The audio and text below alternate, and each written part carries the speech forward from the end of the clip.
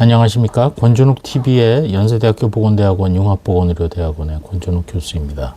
감염병 역학을 했었고요. 또 과거 보건복지부에 근무할 당시 국장 시절에는 최근에 이슈가 되고 있는 소위 공공의대에 대한 실무 업무를 했었습니다.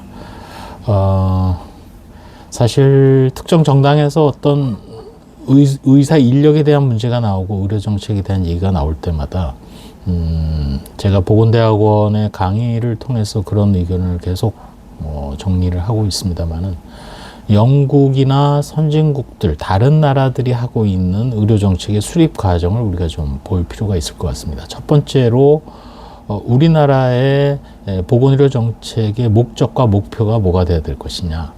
목적은 헌법에 나온 대로 건강에 대해서 국가의 보호를 받아야 되니까 국가는 국민들의 건강을 지켜야 될 여러 정책을 실천을 해야 되고, 건강을 지킨다는 구체적인 지표를 잡아야 될 텐데, 대개 상대 비교를 통해서 주로는 국민들의 수요와 또 욕구 충족에 대한 공급 현황에 대한 것도 살펴봐야 되겠지만, 객관적으로는 OECD 통계라는 걸 가지고 우리가 선진국 사이의 건강 현황을 비교 분석을 합니다.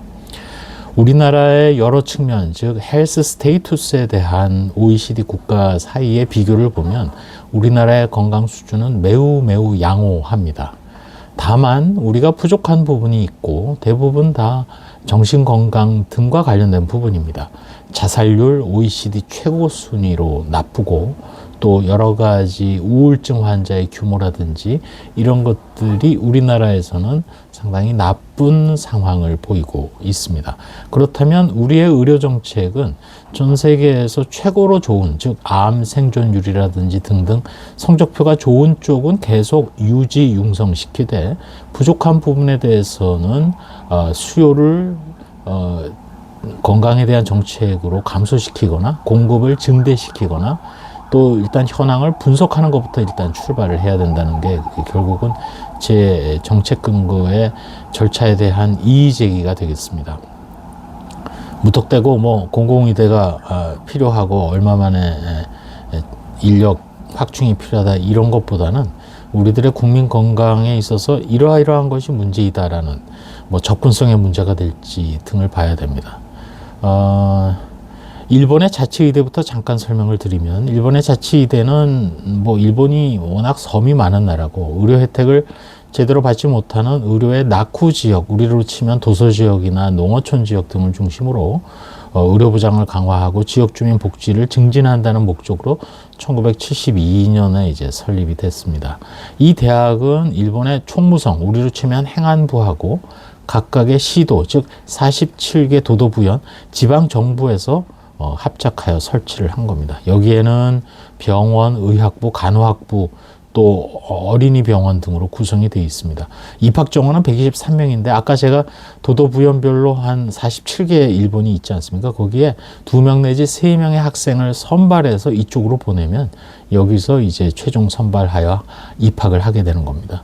이 학생들은 전액 무료입니다. 6년 동안 기숙사에서 생활하고 학생에게 모든 학자금과 생활비까지도 다 지급이 됩니다. 학생들은 의무복무 9년의 의무를 어디서 해야 되냐면, 자기가 선발대에서 떠나온 출신 지역으로 복귀해서 그 해당 도도부현의 지사가 지정하는 공립병원 또는 보건소에서 의무복무를 하게 됩니다. 이것이 사실 일본 자치의대의 목표입니다. 우리가 생각하는 공공의대, 뭘 생각하시나요? 사실은 제가 생각하는 공공의대는 마찬가지입니다.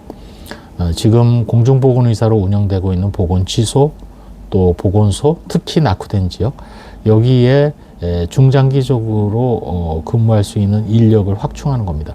필수 의료를 공급한다는 것의 개념이 아니고, 소위 얘기하는 필수 의료라기보다 정확하게는 1차 의료를 제대로 지역에서 공급하는 겁니다. 이런 개념이면 사실 서울시나 부산 이런 데서 꼭 지원을 받을 필요가 있느냐, 이런 생각까지도 우리가 들 수 있을 겁니다. 맞습니다. 그런 취지의 일본 자치의대가 제가 생각하는 공공의대 모델이었고, 그 부분과 관련해서는 그러나 우리나라는 상대적으로 OECD 국가들 사이에 비교해 보면 의사들의 배치 비율을 보면 지역차가 세계에서 최고로 적은 양호한 국가에 해당합니다. 우리하고 일본이. 우리나라의 국토가 좁고 물량이 그만큼 많고 또 교통이 인프라가 잘 갖춰져 있기 때문에 아마 더욱더 충족이 될 겁니다. 따라서 일본의 자치의대를 모델로 한 공공의대는 결국은 제가 생각했던 것은 보건행정, 거기에는 시도, 보건복지부, 또 질병관리청, 보건소, 보건지소, 또 군까지 해당이 되는 그런 부분이 있긴 합니다. 일본은 그러나 군인에 대해서는 지금 슬라이드도 나오고 있습니다. 일본 방위의과대학을 별도로 가지고 있습니다. 군의사 부족을 해결하기 위해서 방위의과대학을 설립을 하고, 마찬가지로 입학비 수업료는 무료고 여기도 의무 복무 기간은 9년입니다. 만약 그 전에 퇴직을 하게 되면 엄청난 금액을 국가에 배상을 해야 됩니다. 물론 이 방위의과 대학은 통제된 상태에서 이제 교육이 이루어지고 수련이 이루어지기 때문에 여기서 증퇴하는 사례도 많다고 합니다. 중퇴하는 사례가. 어쨌든 우리가 공공의료 또 공공의대라는 개념을 만약 얘기할 때는 명확하게 해야 될 겁니다. 따라서 논지가 공공의대 졸업생이 지금 뭐 국립대라든지 지방의 의료원 뭐 운영도 안 되는데 거기야 그거 하나 짓는 돈을 이 대학에 집어넣어 봐야 나중에 공공의료기관 운영이 안 된다라고 얘기하면은 논지에 좀 어긋날 수도 있습니다. 미국에 이런 성격의 공공의대가 없느냐? 미국조차도 있습니다. 미국에 제가 번역을 미국 국립군의관의과대학이라고 했습니다만 Uniformed Services University of the Health Sciences. 미국에서는 연방정부에서 의과대학을 세웠고 대학도 세운 겁니다. 사실상 군의관을 양성하는 사관학교에 해당이 됩니다. 여기서는 군에 종사할 군의관, 간호장교, 그리고 보건과학 전문가를 양성하는 것으로 월터 리드 육군병원이 산하의 수련병원으로서의 역할을 하는데, NIH가 위치한 워싱턴 DC 근교 메릴랜드의 베데스다에 위치해 있습니다. 학생은 전체 1200명, 그리고 전임 교원만 1100명이 근무를 합니다. 여기서 의과대학, 간호대학, 또 보건대학원, 또 치과대학, 대학원, 보건과학연합대학, 또 의학교육대학원 등으로 구성이 되어 있습니다. 의무복무기간이 7년인데 이 기간은 그 전문의 수련 기간은 제외됩니다. 그러니까 전문의 수련까지 마치고 7년을 예를 들어 월터 리드 국방의료원에서 근무를 한다 하게 되면 거기에 이제 근무기간 7년이 채워져야 됩니다. 여러 가지 수련은 월터 리드 병원을 포함한 뛰어난 군병원 그리고 민간에서 위탁을 받아서 그 수련이 이루어지게 됩니다. 월터 리드 내셔널 밀리터리 메디컬 센터는 아시다시피 존 F 케네디 사후에 부검이 이루어졌던 곳이고, 많은 대통령들, 최근까지는 트럼프 대통령이 지난 1차 임기 때 코로나에 걸렸을 때 여기서 치료받은 적이 있습니다만, 많은 환자, 역설적으로 미국은 전쟁을 많이 하는 나라니까 부상병이 많을 거고, 부상병은 온갖 종류의 환자가 다 생기지 않겠습니까? 지금도 기억나는 것은 월남전의 총상이 인체 부위 중에 총알이 안 맞은 곳이 없을 정도로 모든 환자를 다 본 그런 사례가 있을 정도로 그 많은 환자들의 사례가 쌓여 있으니 역설적으로 이러한 월터 리드 육군병원의 의료 수준이 높을 수밖에 없겠죠. 어쨌든 여기서 수련을 받고 양성해서 이제 현장에 공급이 되는 것입니다.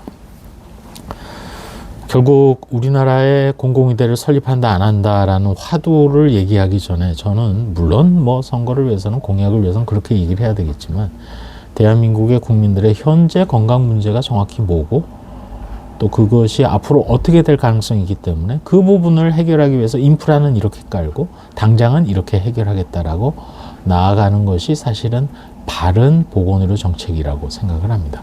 보건의료라는 것이 예를 든다면 대한민국 국민의 자살률이 이렇게 매우 높은 부분, OECD 국가 중에 최악이니까 어마어마하게 차이 날 정도로 높으니까 이런 거를 해결하기 위해서 원인으로 뒤져보니 결국은 정신의료기관의 이용률이 떨어지는 거, 그렇게 되면 정신병에 대한 편견을 줄이고 여러 가지 자살과 관련된 일단 심리 부검부터 다시 한번 실시해서 명확한 정책을 더 세팅하겠다는 정도, 그게 만약 벙벙하다고 생각한다면 좀 더 실효성 있는 정책을 내세우는 것, 이런 것들이 중요한 그런 보건의료 정책의 패러다임이 아닌가 그런 생각을 해봅니다. 또 공공의대에 대해서도 명확하게 뭘 원하는지, 지방공사 의료원 등등 지방에 위치한 의료기관에 공급할 의사를 찾는 건지, 거듭 말씀드리지만 저보고 하라고 한다면 제가 구상했고 추진하고 싶었던 것은 감염병 X라는 책에도 썼습니다만, 소위 소외된 지방의 보건소, 보건시설을 중심으로 또 시도 단위를 중심으로 1차 의료에 종사할 사람, 그리고 보건행정에 종사할 사람 등을 양성하는, 아마 시도 단위로 한 1년에 2명 정도씩 한 40명의 정원이면 맥시멈일 것 같습니다. 이들을 가르칠 교원들도 결국은 이제 공공의료라는 1차 보건의료에 이제 천착하는 분들로 구성을 해서 운영하는 그런 모델을 구상을 하게 될 것입니다. 결국은 하나의 대학을 세우고 인력을 양성한다는 것은 그 정책에 대한 철학이 중요하고, 그 부분을 좀 더 우리 사회가 심도 있게 논의하는 계기가 되었으면 하는 바람이고, 앞으로도 많은 논의가 이어질 것으로 기대를 합니다. 오늘은 공공의대와 관련해서 제가 지난 학기에 강의했던, 그리고 이 다음 학기에도 강의할 보건대학원의 교과 과목의 내용을 중심으로 소개를 해드렸습니다. 보건대학원 강의 시절에는 제가 정책을 집행할 때 실제로 만들었던 문건, 또 교육부와의 논의사항, 국회의원들의 입법 내용까지도 면밀하게 한번 강의 때 소개했던 기억이 나는데, 오늘은 그냥 표피적으로 공공의대에 대한 부분을 두서없이는 없지만 말씀을 드렸습니다. 감사합니다.